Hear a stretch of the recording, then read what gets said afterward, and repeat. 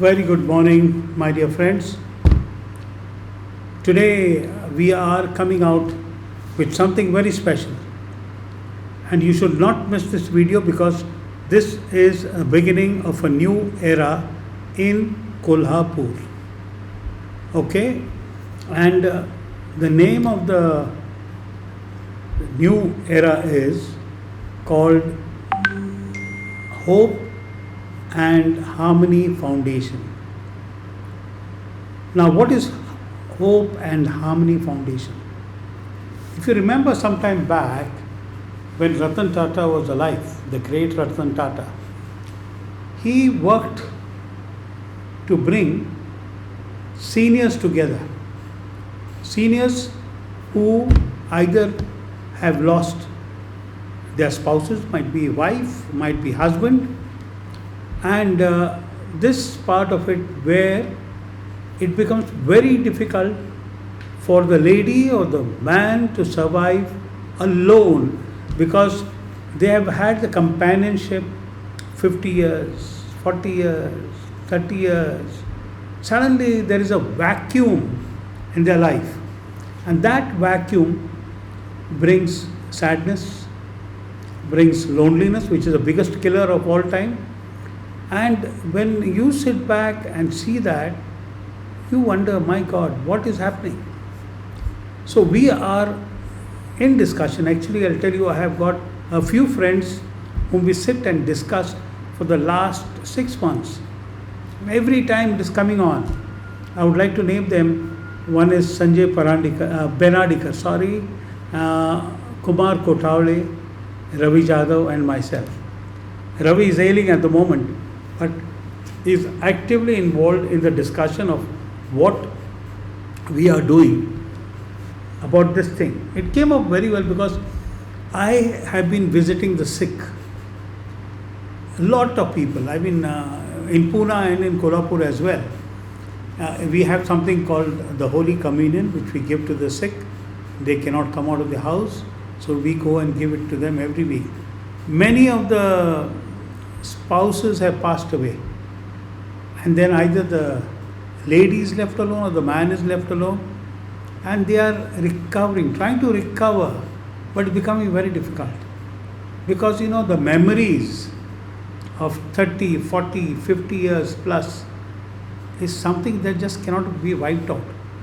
You pick up something at home and you're reminded of her or him, and then you say, my God, he's gone or she's gone. What do I do? And especially the loneliness comes more during the nights. When you go back to bed and you sit back and you start recollecting the good old days that you have spent together. How you loved each other, how you fought with each other, how you reconciled, how you had fun. All that comes in front of you in a picture. I still remember somebody telling me that I found all my love letters which I had written to my wife, who sadly passed away a year ago, and he would take that and keep reading it, bringing in the old memories. My dear friend, all you friends, you try to understand, we are trying to put in organization.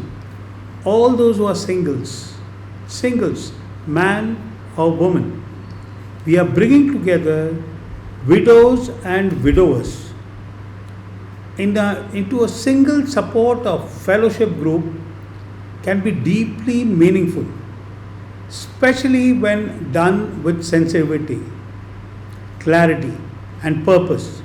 Here is a balanced and thoughtful perspective on the pros and cons.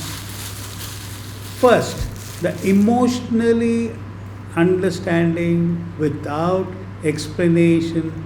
Widows and widowers understand the silence of an empty home, the pain of anniversaries and the festivals, the loneliness in social gatherings. There is no need to explain grief. It is mutually understood. Healing through shared experience. When people share their grief journey, how they survived the first year, how faith, prayer, or routine help. It gives hope to others who feel stuck. Group healing is powerful, reduces isolation. Many widowed individuals withdraw socially. They just go back. They don't want to mix up. Group rebuild. When you come to group, rebuilds confidence, encourages social interaction, creates safe companionship, especially in cities like Kolhapur, where families may be busy or living abroad. Opportunity for healthy companionship. Some may simply want friendship, seek emotional companionship, eventually consider remarriage. That comes to a very later part. It is just talking to each other, exchanging views, exchanging things that help. So, what I would say is a respectful platform gives dignified space for this. Faith based growth, if structured spiritually, if rooted in scripture and prayer, encourages forgiveness, removes bitterness, strengthens trust in God's plan, it becomes more than social, it becomes spiritual restoration. Now, my dear friends, what I mean to say is we are trying to form a group of all those people who have lost their husbands or lost their wives. Let me be very clear. We are already choosing a venue where all can come together for a cup of tea and snacks one evening so that y'all can meet each other. Those who are already widows or widowers, they can meet and talk to each other. We will see that you all exchange phone numbers, talk to each other. Talking is a big healing. You have somebody to talk to. That person would like to talk to you, you would like to talk to that person, and the healing is on big time. With that, slowly your loneliness starts going away from you and it's being filled with another person's voice who seems to be caring, who seems to be there. Whenever you feel lonely, you pick up the phone. Hi, how are you? What's happening? And that person also exchanges things. Oh, this happened during the day today. This person, the other one who's calling, also exchanges. The male can exchange his line of what is happening. She can explain her line, and they start bonding. Might be not everybody bonds. Might be they might be a very different wavelength, but there are many who can be of the same wavelength. And I will tell you, people 60 plus become very understanding, because once they lose their partner in life, they are very, very understanding, because they have to see that that vacuum is filled, and that vacuum can be filled only after somebody comes into your life. You go out, might be for a drive, might be for a movie, might be for shopping. See, these kinds of things, and then of course you drop that person home, she drops you home, finished. That thing slowly develops. Okay, fine, there is no problem at all. Now, most of the people who are 60 plus have their children either settled in life, married, gone, or many who have gone abroad, right? So then what do we do? I mean, you can't become a burden to those children, correct? Which is very true. Children have their life, they have their wife, or they have their husband, and they have their children, and they are busy in their own world. But you are now finished with your responsibilities, you are at home, and then even if you get a small, a pain somewhere here and there, you say, oh my God, if my wife was around, I could have told her. Or if my husband was around, I could have told him, he would have taken me to the doctor, etc., etc., etc. These kind of things matter a lot. Small things of giving and taking matter a lot.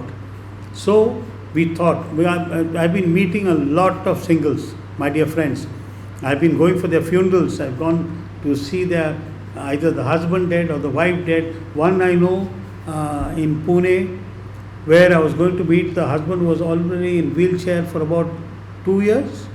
Yes, about 2 years. And I used to go to give them this Holy Communion from our church, and the wife used to be there, and they were very nice. Sit and chat with them, talk to them, etc. But one fine day, the husband passed away. Went for the funeral. I wished the wife, and even after the passing away, I would go to meet the wife and tell them and talk to her and tell her. She used to be only talking about loneliness, loneliness, loneliness. By God's grace, after 2 months, she also passed away. And that vacuum totally disappeared. Now, we have people here who are alive and living alone and in the height of loneliness, height of depression sometimes, height of very much sad. What am I living? Why should I live? These are the questions one asks. So we are working towards this. This foundation is called Hope, and we want to give hope to those people who feel there is no hope. We want to bring harmony into your lives. You see the picture behind me. What does the picture show you? The picture shows you that people have met, come together, and they are taking a stroll, talking to each other. Some may have already connected and say, okay, let's live the rest of our life together. Some might be meeting each other and dating each other, which is already there. See, if a person like Ratan Tata could think of this, then why would he think of this? Because this is a major problem in society today. Living as singles. They have money, they have all the financial stability they want. But what is the use of all that? They can't be sitting and eating their money. They would like to share it with somebody, be with somebody, and see that they have a very nice life. So, my dear friends, my name is Vijay, and I have my number, which will be there when the WhatsApp comes to you. It is 920-937-1765. 920-937-1607. Please, it's on WhatsApp. You all tell me you all want to come for this meeting and you all are interested. Plus, don't just come for the meeting, come with some ideas. You might be having better ideas than us. So we can build this foundation, and we look forward to meeting once a month, bringing all of you all together once a month, so that you start meeting each other, talking to each other, etc., etc., and let this foundation grow to help the ones who are widows and widowers. I really am grateful that this is coming through, because it is, you won't believe, last 6 months we have been sitting and talking and talking and talking, and at last there seems to be some light at the end of the tunnel, and I want you all to please take active part. I hope you like the idea very much, and please pass this on. Please pass this on to everyone who needs to be in this group. And please remember, it's only singles. Married people, stay away. Those who are having their wives and their husbands, stay away from this. Only singles, widows and widowers, please join the group. Thank you. A big, big, big God bless you. All the very best.